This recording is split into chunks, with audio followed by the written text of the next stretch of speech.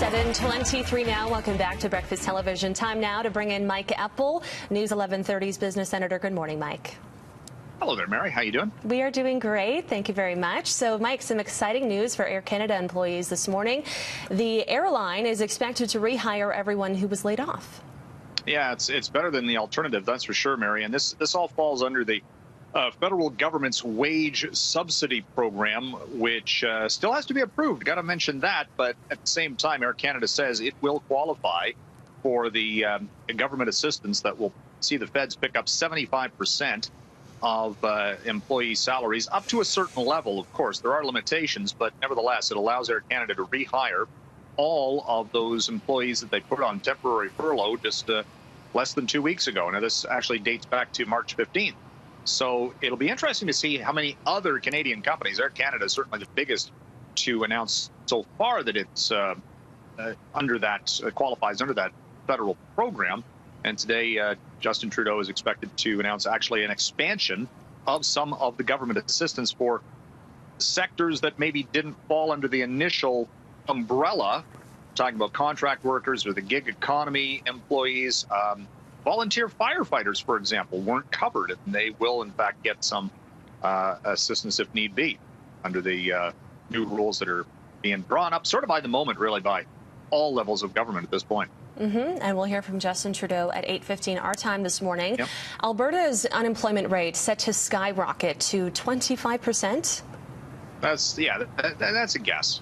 It's a complete guess because we don't know how many people are going to file for unemployment insurance or lose their jobs, and they're making projections at this point. All governments are. Alberta Premier Jason Kenney also talking about how that provincial economy has just been crushed under the weight of a falling oil price. I mean, that was even separate from the pandemic to some extent, because you had a price war that was started by Saudi Arabia. So yesterday we saw the price for oil, the Canadian benchmark, drop to below $4 a barrel. So we're back to where it was, looking at a good cup of coffee being about the same dollar amount that a Canadian barrel of oil is. And the Premier is saying you could see oil in Canada trade at negative levels.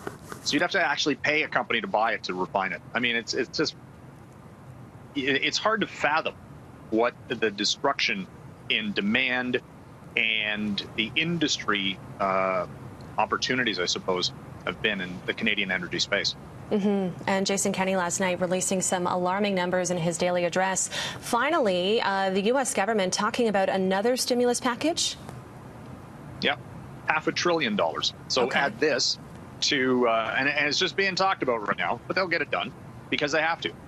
You've got all these other industries that weren't covered by the $2 trillion in 3 stimulus, or maybe it's even 4. I've lost track. Stimulus announcements prior to this.